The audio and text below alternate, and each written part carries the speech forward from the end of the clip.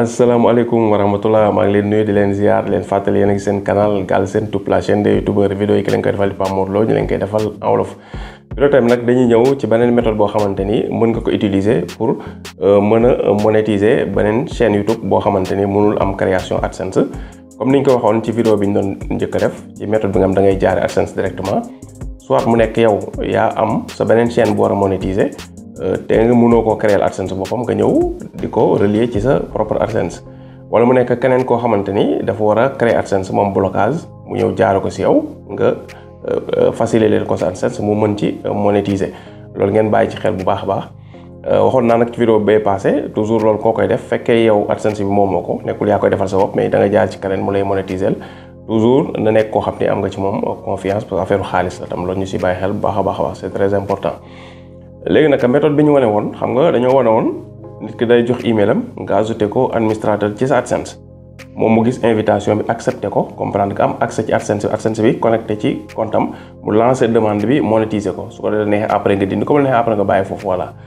méthode bi ñu leen di waaja woon nag da ngay koy jaar biir YouTube comprendre nga yow mi nga xam ne yaa moom AdSense bi beneen chaîne bi war a monétiser ci AdSense bi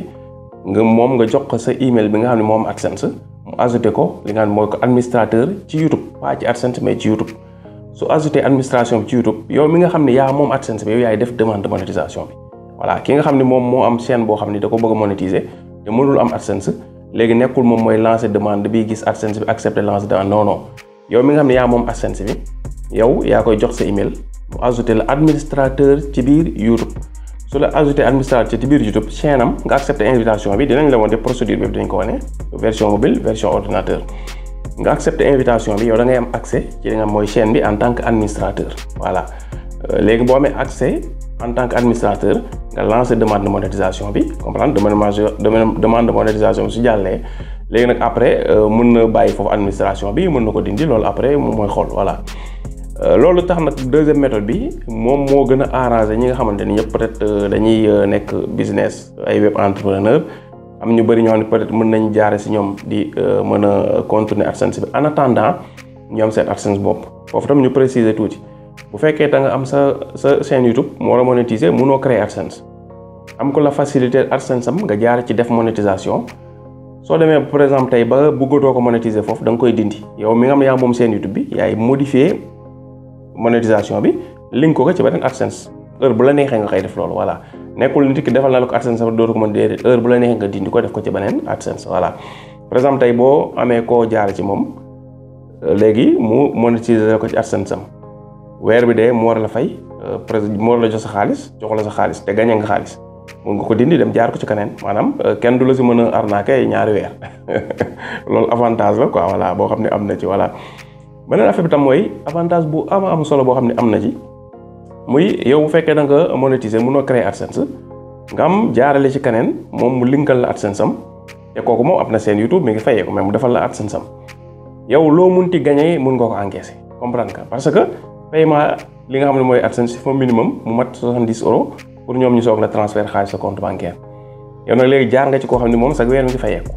yow léegi link nga sa chaîne YouTube sa premier paiement par exemple tey nekk par exemple tey 20 €. 20 € yooyu soxla mu fay toog ba nekk 70 € parce que versé nañ ko ci compte waa ji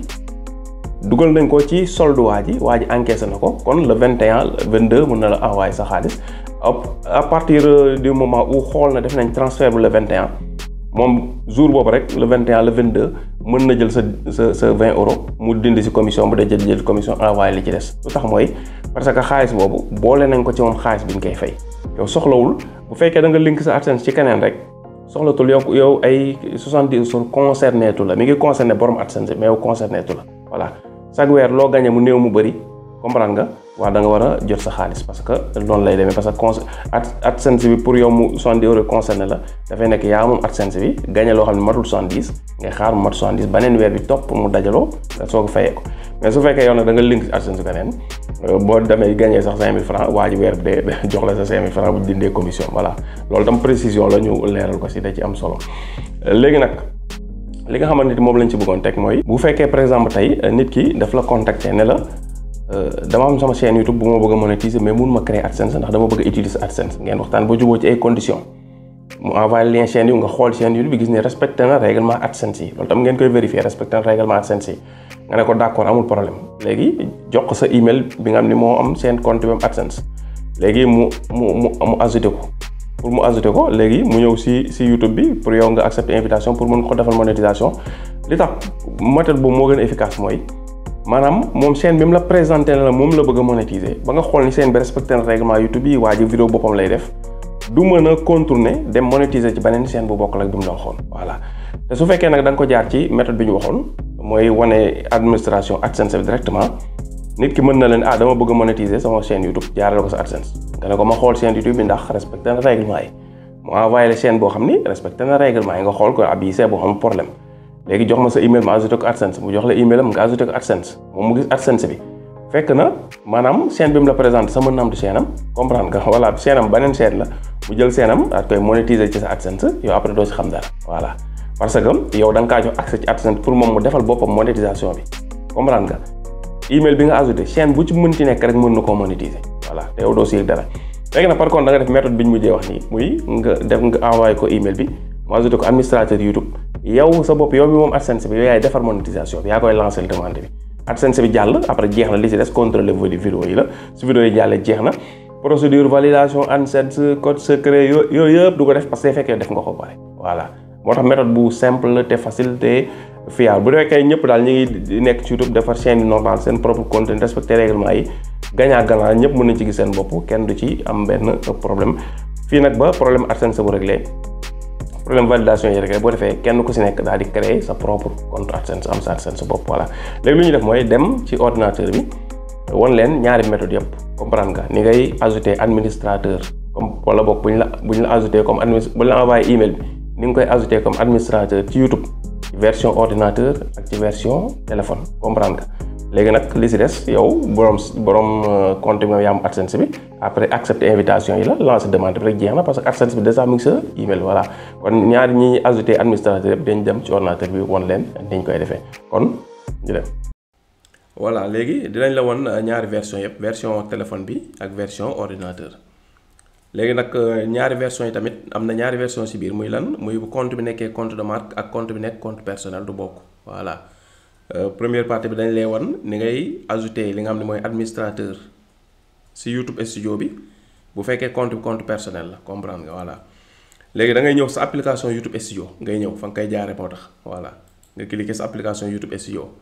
léegi nga fexe nag compte bi nga xam ne moom nga war a léegi ajouter moom nga bëgg a monétiser ñu jox la administrateur AdSense nga war ko ci ajouter compte boobu mu nekk moo connecté par défaut su fekkee connecté wul par défaut da nga koy changer voilà li ngay def mooy da ngay ñëw fii ci logo bi ci kaw à droite fii nga cliquer.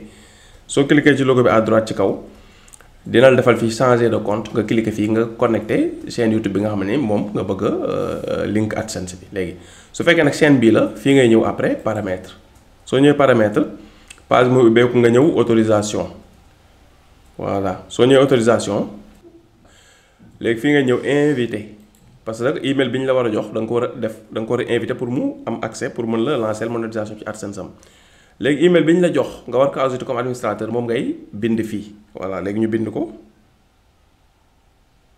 Bigtube Media voilà @gmail.com voilà mu ngoog après nga vérifier ndax amul erreur voilà gis nga nee nañu am na erreur parce que mi ngi def mu rouge voilà Bigtube bi laa sauté fii boo seetloo bi laa sauté voilà mu ngoog bu fekkee email bi ngay dugal existé wu rek du jàll voilà léegi boo dugalee email bi li ngay def mooy nga wàcc ci suuf comprendre nga xaaral ñu def nii pour mu feeñ boo ñëwee fii da lay jox option yu bari nag gestionnaire mooy administrateur comprendre nga éditeur limite et cetera bii nag ngay dugal soo dugalee yeneen yi maanaam ki nga ajouté nii du la mën a accepter du la mën a ajouter AdSense am parce que autorisation yi dafay limité du am possibilité jël chaîne bi du ko def ci beneen AdSense pour mu mën la ko defal ci AdSense am il faut nga def ko gestionnaire muy administrateur. nga cliquer fii comprendre nga soo ko cliquer coché nga ko comprendre nga mi ngi nii léegi la ngay def ci suuf ngay ñëw def envoyer invitation daal di confirmer bu dee téléphone mooy gën a pratique bu dee ordinateur moom obligatoirement day di wax nga dugal sa mot de passe confirmer voilà bu dee nag léegi téléphone bi mun na bañ a def loolu léegi gis nga bu duggee mun nañu ji nga Bigtube Media ajouté nga ko comme administrateur léegi en attente mooy lan mooy Bigtube Media moom demagul accepter invitation bi daa war a accepter invitation bi voilà loolu après kiy yor email bi AdSense moom moo koy gérer mooy dem accepter invitation bi après valider ko voilà. nii mooy li nga xamante ni nga koy defee ci jaare ko ci li nga xamante ni moom mooy YouTube Studio ci compte boo xam ni compte principal la voilà yaakaar naa li yomb na voilà. léegi nag bu fekkee ne dafa nekk compte boo xam ne compte de marque la comprendre ñu dem ci en même temps ñu war la ko ci li nga xamante ne mooy ordinateur ak compte de marque en même temps su dee ordinateur compte bi par exemple la ñu bëgg a monétiser nga bëgg ko monétiser mais ki lay koy jàll doxal dugalal ci AdSense am mu jox na la email am ba léegi muy Bictube Média comme bi ñu jëloon voilà. léegi da ngay ñëw li nga xamante ni moom mooy fii paramètre ngay ñëw voilà boo ñëwee paramètre nga ñëw li nga xam mooy autorisation anglais la ko bind nag mais mooy autorisation voilà bu dee français autorisation lay bind. soo ñëwee fii nga cliquer fii invité après email bi nga xam ni moom lañ la jox muy Bictube Média bi nga dugal ko nga cliquer fii option pour sélectionner ji nga am na différence ak téléphone bi voilà. nga def fii manager mooy administrateur même chose mooy bi nekk ci kaw rek mu sës voilà. soo ko dugalee anglais la moo tax bu bind manager mais bu dee si français bi di def administrateur voilà après nga def ajouter soo defee ajouter nga def fii enregistrer voilà boo xoolee ordinateur moo gën a bëri ay chemin voilà boo defee enregistrer après nga def fii li nga xamante ni moom mooy confirmer fii comme Google authentificator lañ defoon dañuy dugal li nga xam ne mooy suñu code authentificator voilà ñu ko dëgg mu jàll yow mën na la envoyer SMS mën na la def oui ak non ci sa téléphone. ça dépend rek parce que affaire façon yu bëri lay ñëwee 140 068 140 068 voilà après de valider mu jàll voilà lii nag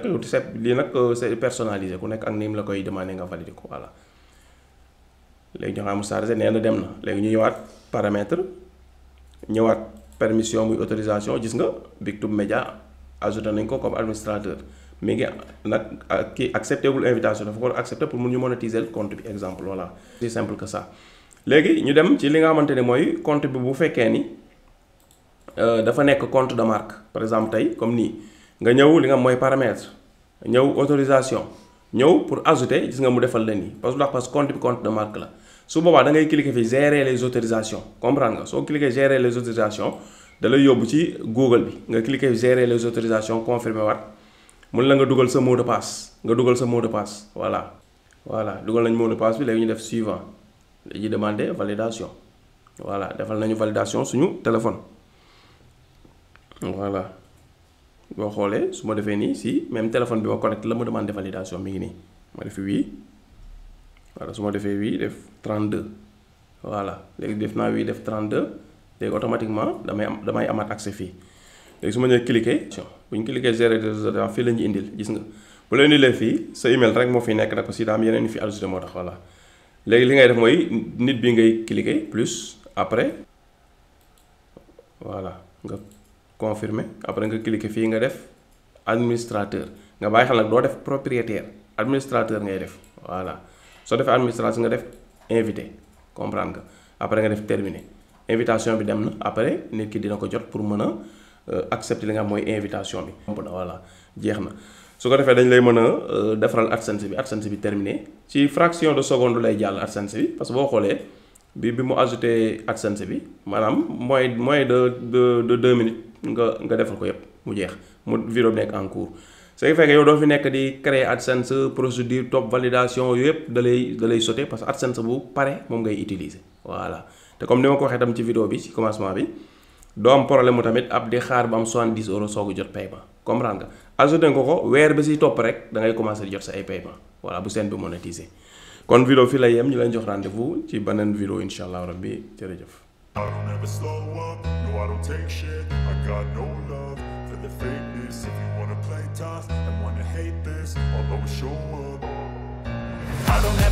up, no I don't take shit. I got no love for the fakeness. If you wanna play tough and wanna hate this, I'll always show up. I don't ever slow up, no I don't take shit. I got no love for the fakeness. If you wanna play tough and wanna hate this, I'll always show up. I don't ever slow up, no I don't take shit. I got no love for the fakeness. If you wanna play tough and wanna hate this, I'll always show up.